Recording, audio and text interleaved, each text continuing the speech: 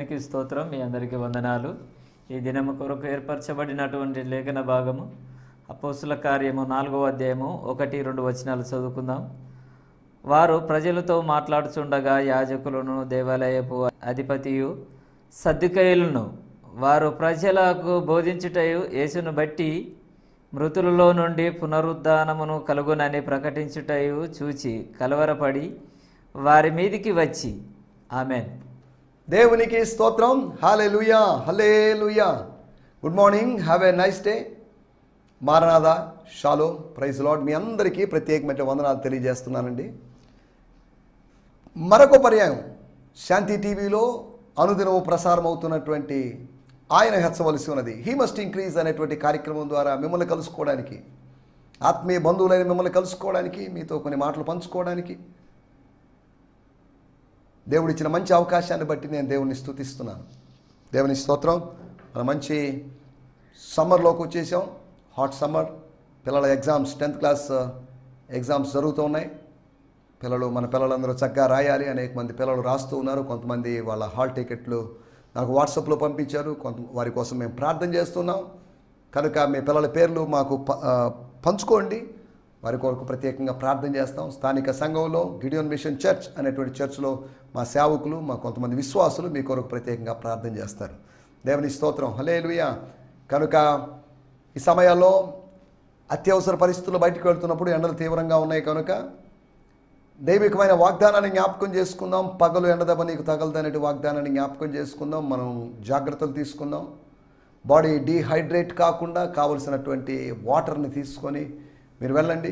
దైవికమైన భద్రతలో ముందుకు సాగాల్సిందిగా కోరుతున్నాం. దేవుని స్తోత్రం. మన దేహము దేవుని ఆలయము. ఈ ఆలయం విషయంలో మనం జాగ్రత్త తీసుకోవాలి. ఆలయం యొక్క నిర్వహణ బాధ్యతలు దేవుడు మనకు అప్పగించేశాడు. మనం అప్పగించిన దాన్ని ఆయన మనకు అప్పగించాడు. దీన్ని నువ్వే చేసుకో.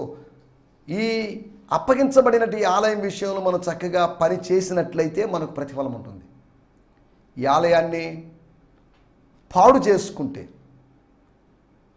అనగా ఈ ఆలయాన్ని మనం దెబ్బతీసుకుంటే, ఈ ఆలయానికి కీడు చేసే వాటిని, ఈ ఆలయాన్ని చెరిపే వాటిని మనం ఏమైనా వినియోగించుకోవడం ద్వారా దేవుడు ఒకదినం మనకు ప్రతిఫలం ఇస్తాడు, అనగా శిక్షణ ఇస్తాడు అనే సంగతిని మీకు గుర్తు చేస్తున్నాను. దేవుని స్తోత్రం. మీ ప్రార్థనా మనవులు ఖచ్చితంగా మాతో పంచుకోవాల్సిందిగా కోరుతున్నాం. శాంతి టీవీ నెల్లూరు అనేటువంటి యూట్యూబ్ ఛానల్ సబ్స్క్రైబ్ చేసుకోండి. సబ్స్క్రైబ్ చేసుకున్న వెంటనే దాని పక్కన ఉన్నటువంటి బెల్ ఐకాన్ ప్రెస్ చేయండి. అది అప్పుడు వైబ్రేషన్ సింబల్ మీకు చూపిస్తుంది, వైబ్రేట్ అయినట్టుగా. తద్వారా నోటిఫికేషన్లు మీకు వస్తాయి. అంతేకాకుండా జిఎంసి సంతోష్ నెల్లూరు అనేటువంటి ఛానల్, జిఎంసి అనగా Gideon machine church Santosh Nellore అనేటువంటి ఛానల్ మీరు సబ్స్క్రైబ్ చేసుకోండి.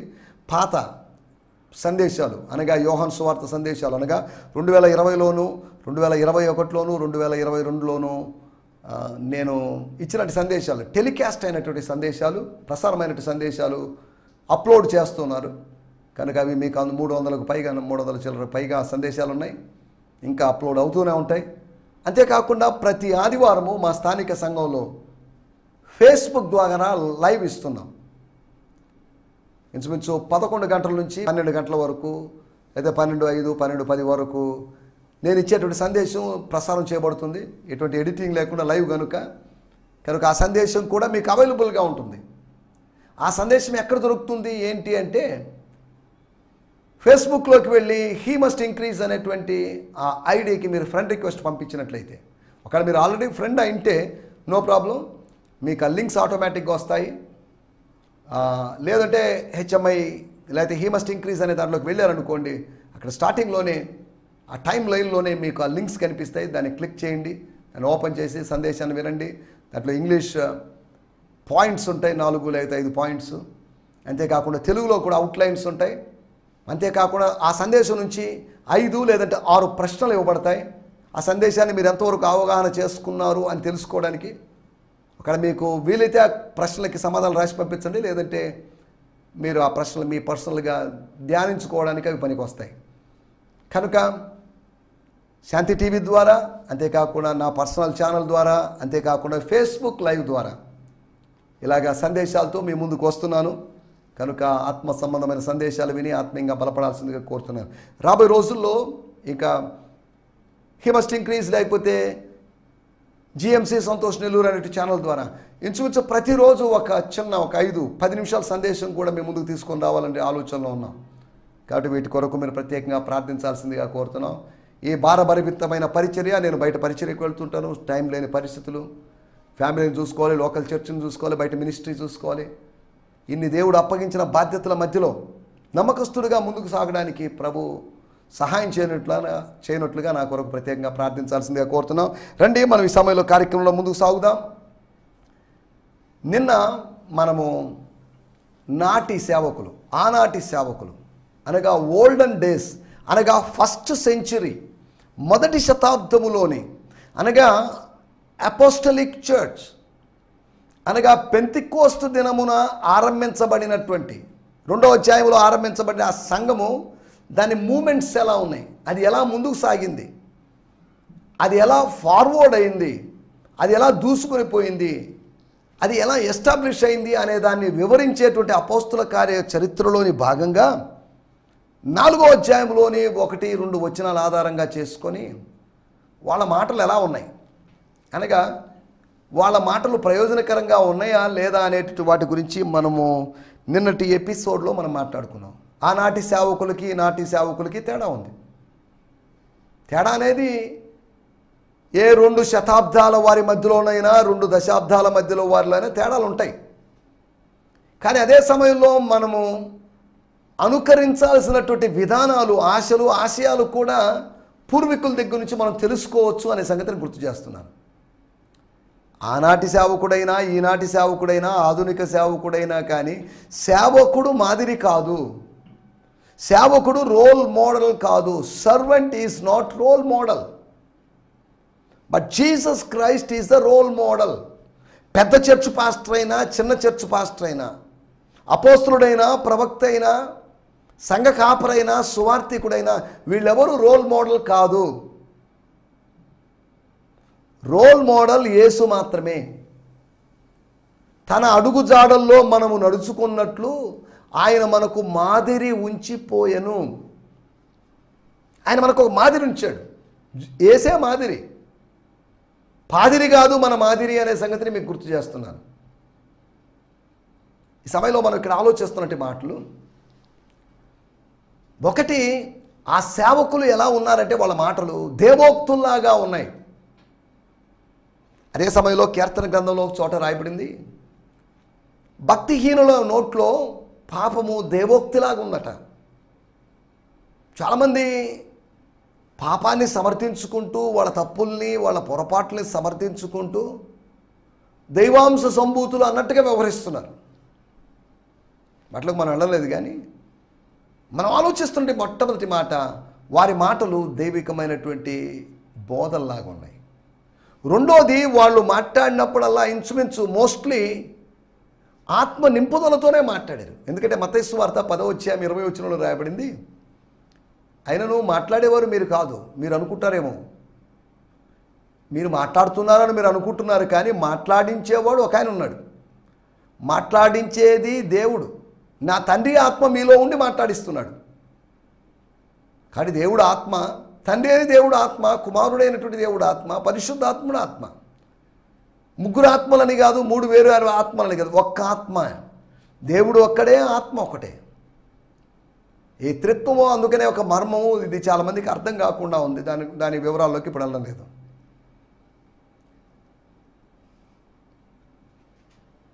రెండవది, దేవుని ఆత్మ నింపుదలతోనే, అనగా దేవుని ఆత్మ నింపుదల కలిగిందంటే వాళ్ళు ప్రేరేపించబడతారు, అనగా వాళ్ళకి దైవావేశం వస్తుంది. దైవావేశము, దైవ ప్రేరణ వలన ప్రజలు మాట్లాడగలుగుతారు. ప్రజలు ఎవరైనా సరే, లేదు అంటే ప్రవక్తలు ఎవరైనా సరే, లేదు అంటే ప్రజల ముందు నిలబడ్డ సేవకులు ఎవరైనా సరే, దైవావేశం వల్ల కలిగిన లేఖనము, దైవావేశం వల్ల దేవుడు మాట్లాడిస్తాడు. లేఖనానికి ఉన్నటువంటి దైవావేశము, దాని వెనుక ఉన్నటువంటి ఇన్స్పిరేషన్, అలాగే దేవుని సేవకులు మాట్లాడడానికి కావలసినటువంటి ఇన్స్పిరేషన్ దేవుడు ఇస్తాడు, ఇన్సైట్స్ ఇస్తాడు.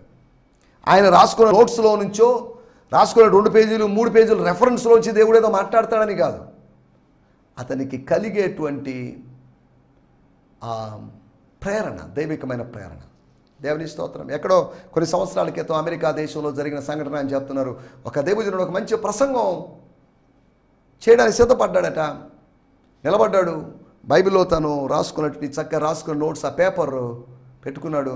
ప్రార్థన చేద్దాం అన్నాడు. ప్రార్థన చేశాడు. ప్రార్థన చేసేసరికి అక్కడ ఉన్న ఫ్యాన్ గాలి వలన ఆ పేపర్ ఎగిరి ఎటు వెళ్ళిపోయిందట. ఎంత వెతికినా కానీ కనిపించలేదు. ఈయనకి ఏం చేయాలో అర్థం కాలేక మళ్ళీ ప్రార్థన చేసుకుందాం అని చెప్పాడట. ఇక ఆ పేపర్ ఎలా దొరుకుతుందో లేదు, దొరకపోతే నేను ఎలా చేయాలనుకొని మళ్ళీ బాధపడి మళ్ళీ కాసేపు ఆత్మలో భారంగా ప్రార్థన చేశాడట. ఆయన తర్వాత ఆయన కూర్చొని తలంపులు ఏదో చెప్పుకున్నాడట. ప్రజలందరూ ఆ దినం కదిలించబడ్డారు అని ఒక పుస్తకంలో నేను చదవడం జరిగింది. ఎందుకు చెప్తున్నానంటే, మనం రాసుకొని మనం సిద్ధపరుచుకునేటువంటి ప్రసంగాల ద్వారా కాదు దేవుడు కార్యం చేసేది. యేసుప్రభు కొండ మీద ప్రసంగం మీద కూర్చొని ప్రసంగం తయారు చేసుకొని 4 పేజీలు రాసేసుకొని చదివేశాడు చెప్పాడని కాదు. రాసుకొని చెప్పడం తప్పేం కాదు, కానీ అదే సమయంలో దైవ ప్రేరణ మనకు కావాలి అనడమే నా మాటల యొక్క ఉద్దేశం. ఈ రోజుల్లో ఒక మనసును రంజింపజేసేటువంటి ప్రసంగం చేయడం సులభం. వాళ్ళు ఏదో ప్రశ్నలు వేసి వాళ్ళు చెప్పిన జవాబులు తప్పని చెప్పి నిరూపించి ఇదే కరెక్ట్ అని చెప్పేసి మన వాదమే కరెక్ట్ అని చెప్పేసి ఇటువంటివి చేయడం సులభమే, కానీ దాని ద్వారా ఆత్మకు ఎటువంటి ప్రయోజనం లేదు. అది మనసుకు మానసికమైనటువంటి బెనిఫిట్ ఇస్తుంది అంతవరకే. సరే, ఏదేమైనప్పటికీ మనం ఆలోచించినటువంటి మాటలు వారు ధైర్యం కలిగి బోధించారని, ధైర్యంగా మాట్లాడారని. They spoke boldly. అంతేకాకుండా 4వదిగా వాళ్ళ గురించి మనం చెప్పుకున్నట్టు మాట, వారు దేవుని కుమారుని నామాన్ని బట్టి మాట్లాడారు. వాళ్ళు ఏదో నోటికి వచ్చినట్టు మాట్లాడారని కాదు, యేసు నామాన్ని బట్టి వాళ్ళు మాట్లాడారు. యేసు నామ ఘనత కొరకు మాట్లాడుతున్నారనే సంగతి ప్రత్యర్థులు ఆడియన్స్ పసిగట్టేశారు. వీళ్ళేదో రిలీజియస్ టెక్స్ట్లు తీసుకొని వచ్చి రిలీజియస్ సర్మన్స్ తీసుకొని చెప్తున్నారు అని కాదు, కానీ ఏదో సంథింగ్ ఏసునామాన్ని హైలైట్ చేస్తూ మాట్లాడుతున్నారని వాళ్ళకి అర్థమైంది. కాబట్టి మీరు అలా చేయొద్దని చెప్పారు. వాటి గురించి మనం గత ఎపిసోడ్లో మనం ఆలోచించాం. ఈ సమయంలో కూడా మనం మరలా అపోస్తుల కార్యములు 4వ అధ్యాయము 1-2 వచనాలు మనం చదువుకుందాం. తర్వాత లేఖన భాగాల్లోకి వెళ్దాం. స్తోత్రం స్తోత్రం. వారు ప్రజలతో మాట్లాడుచుండగా యాజకులు దేవాలయపు అధిపతియు సద్దుకయ్యులను వారు ప్రజలకు బోధించుటయు యేసును బట్టి మృతులలో నుండి పునరుద్ధానమును కలుగునని ప్రకటించుటయును చూచి కలవరపడి వారి మీదికి వచ్చి. But as they spoke to the people, the priests, the leader of the temple and the Sadducees came upon them, being very disturbed, because they taught the people and proclaimed through Jesus the resurrection from the dead. ఏదో పామరులైన వాళ్ళు, ఏదో కొత్తగా ప్రసంగిస్తున్న వాళ్ళు, పెద్ద విస్తారమైనటువంటి వాక్చాతుర్యంతో ప్రసంగించేవాళ్ళు కాదు. వాళ్ళు ఒక 3-3.5 సంవత్సరాలుగా ప్రసంగిస్తున్నారు. 30 సంవత్సరాల అనుభవం కలిగి ప్రసంగించడం లేదు వాళ్ళు. They have just experience of 3.5 years. అంతకుముందు ప్రసంగాలు చేసిన అనుభవాలు వాళ్ళకి లేవు. వాళ్ళు మాట్లాడుతున్నప్పుడు సదుకాయలలో ఆ టెంపుల్ గాడ్ విషయంలోనూ వీళ్ళందరికీ కొద్దిగా కొంతమంది మెయిన్ పీపుల్కి, కొంతమంది మత ఛాందసవాదులకి కాస్త కలవరం కలిగింది. వారు మాట్లాడుతుండగా, అనగా పేతురు యోహాను మాట్లాడుతుండగా, పేతురు యోహానైనా ఇంకెవరైనా యాడ్ అయ్యారో లేకపోతే జాయిన్ అయ్యారో మనకు తెలియదు. ఏదేమైనప్పటికీ వీళ్ళిద్దరు మాట్లాడే మాటలు వాళ్ళని కొద్దిగా డిస్టర్బ్ చేసే, వాళ్ళని సంతోషపడ, బాగా చెప్పారండి మీరు అని ఎవరు అనలేదు. బాగా చెప్పారు అనాల్సిన సందర్భంలో అనకుండా, బాగా చెప్పకపోయినప్పటికీ చెప్పారు అని సమస్యను తెచ్చారు అపోస్తుల కార్యం 12వ అధ్యాయంలో. బాగా చెప్పారని చెప్పినా సమస్యే, బాగా చెప్పకుండా అసూయపడి కలవరపడినా సమస్యే. దేవుని స్తోత్రం. మన టైటిల్ కాస్త మార్చాం నిన్న టైటిల్ కన్నా. సేవకుల మాటలు ఏం జరిగిస్తాయి, ఎట్టి కార్యాలు జరిగిస్తాయి. దేవుని సేవకుని మాటలు. దేవుని సేవకుడు అంటే దేవుని ప్రతినిధి, విశ్వాసి అంటే దేవుని ప్రతినిధి, స్త్రీ అయినా పురుషుడైన దేవుని ప్రతినిధి. We are the representatives, we are the ambassadors of God. ఆయన పరలోకంలో ఉన్నాడు, మనం భూమి మీద ఉన్నాం, కాబట్టి మనం ప్రతినిధులం, ఆయనకు బదులుగా ఉన్నవాళ్ళం. మనం ఆయన యొక్క రాయబారులం, క్రీస్తు రాయబారులం, దేవుని రాయబారులం. కాబట్టి మన మాటలు ఎలాగ ఉండాలి, మన మాటలు ఎట్టి కార్యాలు చేస్తాయి అనే వాటి గురించి 4 విషయాలు మీకు త్వరగా జ్ఞాపకం చేయబోతున్నాను. అపోస్తుల కార్యములు 4వ అధ్యాయము 2వ వచనం. స్తోత్రం.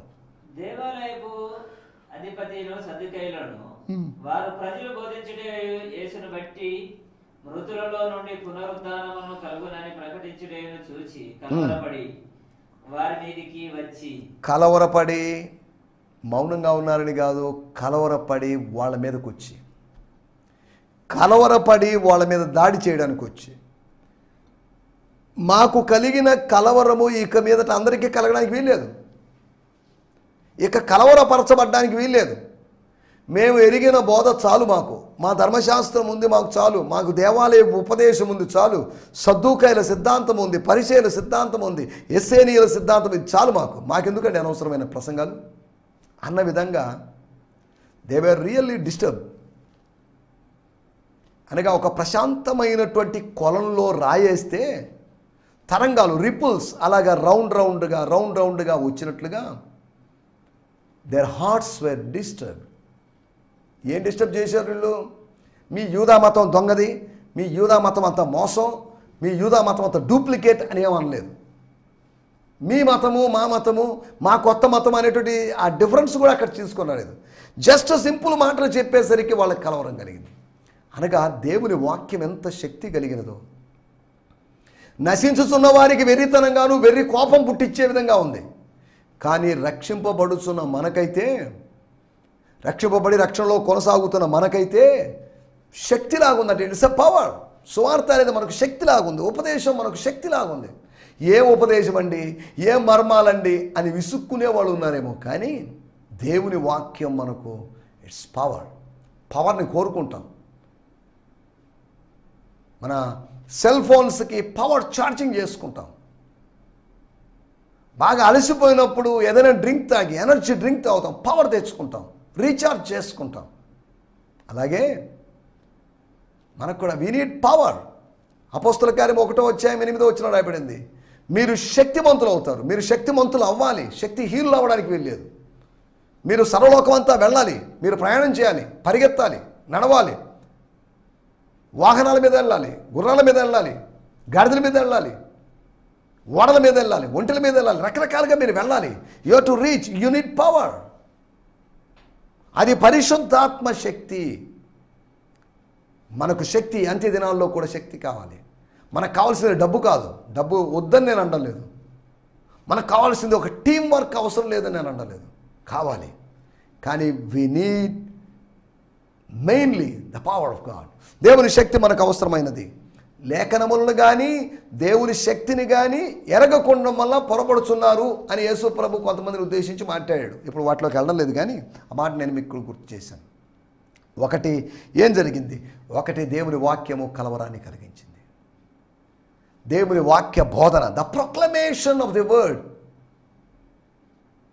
Cause trouble in to their hearts. It trouble their hearts. అలనాడు యేసు యొక్క వార్త తూర్పు దేశపు జ్ఞానులు తీసుకువచ్చారు. యెరూషలేములో ఉన్న వాళ్ళందరూ కలవరపడ్డారు. మత్తయి సువార్త 21వ అధ్యాయంలో యేసు ప్రభు జయప్రవేశం చేశాడు. యేసు యొక్క జయప్రవేశ వార్త ఒకటి, యేసు యొక్క జనన వార్త అయినా యేసు యొక్క జయప్రవేశ వార్త అయినా రెండు యెరూషలేము వారిని కలవరపరిచాయి. ఇప్పుడు అంతేకాదు, యేసు ద్వారా పునరుత్థానం అనేటువంటి ఆ వార్త కూడా కలవరాన్ని కలిగించింది. చూడండి, యేసు వార్త వాళ్ళకి ఎటువంటి కలవరాన్ని కలిగిస్తుందో మనం అర్థం చేసుకోవాలి. ఒకటి, సేవకుల మాటలు అనగా దేవుని మాటలు, దేవుని తరపున ప్రతినిధిగా ఉన్నటువంటి వ్యక్తి యొక్క మాటలు. మొదటి తెస్సలోనిక పత్రిక 2వ అధ్యాయం 13వ వచనంలో పౌలు గారు అన్నారు, అయినా మేము మీకు బోధించినప్పుడు, మేము మీతో మాట్లాడినప్పుడు అవి మా మాటలని కాక మా బోధని కాకుండా దేవుని మాటలని మీరు భావించారు. ఈ రోజుల్లో కూడా పాస్టర్ మాటలు ఆయన ఏదో చెప్తుంటారులేండి, ఆ టీవీలో వాళ్ళకి ఏం పని లేదు చెప్తుంటారులేండి అని కాకుండా ఇవి దేవుని మాటలు అని మీరు భావించగలిగితే దాని ద్వారా మనం ఎంతగానో దీవెనలు పొందుతాం. కాబట్టి మనం ఇక్కడ ఆలోచిస్తున్న మాట, ఒకటి కలవరాన్ని కలిగించాయి. రెండవది సేవకుల మాటలు ఏం చేశాయి? అపోస్తుల కార్యములు 2వ అధ్యాయము 37వ వచనంలో రాయబడిన మాట, వారు ఈ మాట విని హృదయంలో నంచుకొని సహోదరులారా మేమేం చేతుమని పేతురును కడమ అపోస్తలులను అడగగా. చాలండి. అక్కడ రాయబడిన మాట, వారు ఈ మాట విని, అనగా పేతురు చెప్పిన మాట విని, యేసును దేవుడు నియమించాడు, క్రీస్తుగాను ప్రభువుగాను నియమించాడు, ఇది మీరందరూ తెలుసుకోవాలి, ఇశ్రాయేలు వంశస్థులు తెలుసుకోవాలి అని చెప్పినప్పుడు ఈ మాట విని, లేకపోతే ఈ మాట అని తెలుగు బైబిల్లో ఉంది, కొన్ని తర్జుమాలు ఈ మాటలు విని, ఈ మాటలు విని హృదయంలో పొడవబడిన వారై, గుచ్చబడిన వారై. 2వ అధ్యాయం 37వ వచనం, now when they heard this they were pierced in their hearts. ఒక ఖడ్గం తీసుకొని వాళ్ళ గుండెలో పొడిచినట్లుగా, కడుపులో పొడిచినట్లుగా. అమ్మా, నీ హృదయంలోంచి ఒక ఖడ్గము దూసుకొని పోవును అని మరియమ్మ గారితో సుమియోను అనేటువంటి పెద్ద ఆయన ప్రవక్త గారు చెప్పినట్లుగా దూసుకుపోయింది. దేవుని వాక్య ఖడ్గము మన ఆత్మల్లోకి దూసుకుపోతుంది. అనగా ఖండించే విధంగా ఉన్నాయి వారి మాటలు, కఠినంగా ఉన్నాయి వాళ్ళ మాటలు, కలవరపరిచాయి వాళ్ళ మాటలు. రెండోది, వాళ్ళ మాటలు ఖండించాయి, హెచ్చరించాయి, బుద్ధి చెప్పాయి, గద్దించాయి. ఈ రోజులో తీయటి మాటలు మాట్లాడినట్టుగా వాళ్ళు మాట్లాడలేదు, సాఫ్ట్గా వాళ్ళు మాట్లాడలేదు. బాప్తిసం ఇచ్చే యోహాను మాటలే మనకు తెలుసు, ఆయన సాఫ్ట్గా మాట్లాడలేదు. అమ్మలారా, అయ్యలారా, మీ అందరికీ వందనాలు, నా హృదయపూర్వకమైన వందనాలు అని మాట్లాడలేదు. సర్పసంతానమా, అంత కఠినంగా మాట్లాడు, హార్ష్గా మాట్లాడాడు. యేసు ప్రభు యొక్క మాటలు విని ఇది కఠినమైన బోధ, దీన్ని ఎవడు గ్రహించగలరు అని అన్నారు కొంతమంది. ఎందుకు చెప్తానంటే, ఆత్మ సంబంధికి శరీర సంబంధమైన మాటలు రుచించవు.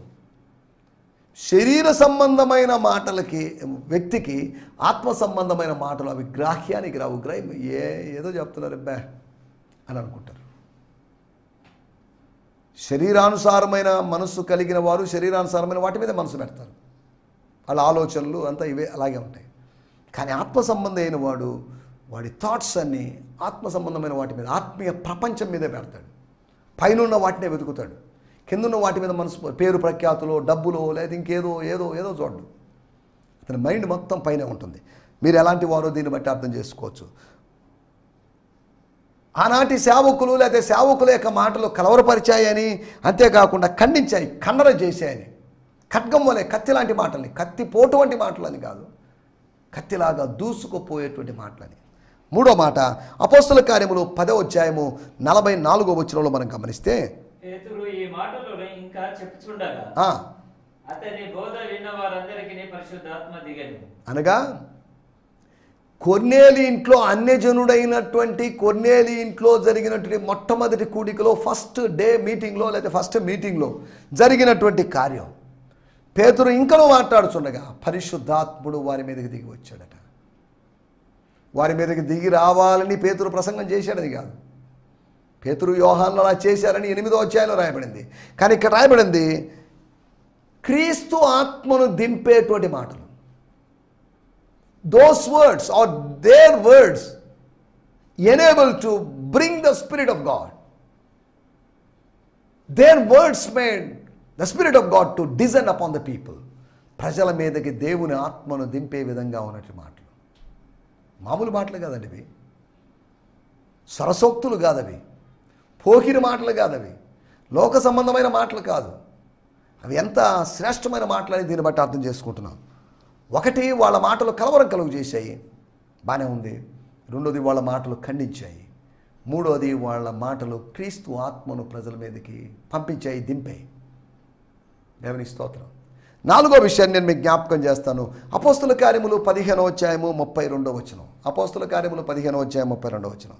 మరియు యూదయు సీలయు కూడా ప్రవక్తలై ఉండి అందున పెక్కు మాటలతో సహోదరులను ఆదరించి స్థిరపరిచింది.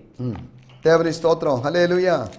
ఇక్కడ పేతురు గురించి కాదు కానీ, పౌలు శీలల గురించి కాదు కానీ, ఇక్కడ రాబడింది యూదయు సీలయు, Judas and Silas.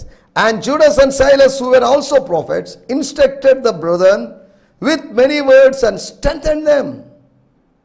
Instructed the brethren. సహోదరులకి ఉపదేశం చేశారట. వాళ్ళని బలపరిచారంట. వాళ్ళకి డబ్బులు ఇచ్చి బలపరిచారని కాదు, భోజనం పెట్టి బలపరిచారని కాదు, బోధ చేసి బలపరిచారు. అనగా ఎడిఫికేషన్ తీసుకొచ్చారు, అనగా క్షేమాభివృద్ధిని తీసుకొని వచ్చారు. ప్రవక్తలు కాబట్టి చేశారు. ప్రవక్తలు కాకపోయినప్పటికీ, ప్రొఫెషనల్ ప్రాఫిట్స్ కాకపోయినప్పటికీ కూడా, అకేషనల్ ప్రాఫిట్స్ అయినా కానీ మనం దేవుని మాటలు చెప్పి ప్రజలను ఆదరించవచ్చు. ఎందుకంటే ఇట్టి మాటల చేత ఒక్కరినొకరు ఆదరించుకోండి అని 1 తెస్సలోనిక పత్రిక 4వ అధ్యాయంలో పౌలు గారు చెప్పిన విషయం మనకు తెలిసిందే. స్తోత్రం, హల్లెలూయా. 4వ విషయం, వారి మాటలు క్షేమాభివృద్ధిని కలుగు చేశాయి. ఒకటి, వాళ్ళ మాటలు కలవరాన్ని కలుగు చేసి ఉండొచ్చు, నెగిటివ్ సైడ్. రెండోది, వాళ్ళ మాటలు ఖండించి ఉండొచ్చు, అది కూడా నెగిటివ్ సైడ్గానే కనిపించింది. కానీ మూడోది, వాళ్ళ మాటలు క్రీస్తు ఆత్మను తెచ్చాయి, పాజిటివ్ సైడ్. నాలుగోదిగా, వాళ్ళ మాటలు క్షేమాభివృద్ధిని కలుగు చేశాయి. దేవుని సేవకుల మాటలు క్షేమాభివృద్ధిని కలుగు చేస్తాయి, ఆత్మలో ఎదుగుదలను కలుగు చేస్తాయి. ఉప్పొంగేటట్టు అతిశయించేటట్టు చేయవు, కానీ ఆత్మలో క్షేమం కలిగించేటట్టు చేస్తాయి. కాబట్టి ఇట్టి సేవకుల మాటలు, ఇట్టి సేవకులు మన మధ్యలో ఉండునట్లుగా, లేచునట్లుగా, ఇట్టి కార్యాలు, ఇట్టి మాటలు మనలో వినబడినట్లుగా, ప్రతిధ్వనించున్నట్లుగా, వినువారికి క్షేమాభివృద్ధిని కలుగు చేసే మాటలు మాట్లాడండి. ఇంకా కొలస్సీ పత్రిక 4వ అధ్యాయంలో, మీ సంభాషణ అనగా మీ మాటలు ఉప్పు వేసినట్లుగా కృపాసహితంగా ఉండాలి, అనగా జాగ్రత్తగా ఉండాలి అన్న విధంగా మాటల గురించినటువంటి విషయాలు మనం ఆలోచించాం. మనం ఆలోచించిన మాట, వారు ప్రజలతో మాట్లాడుచుండగా, పేతురు యోహానులు ప్రజలతో మాట్లాడుచుండగా, నిన్నటి ఎపిసోడ్లో మనం మాట్లాడుకున్నాం. ఈ మాటల ప్రభావం ఏంటి? The influence of their words.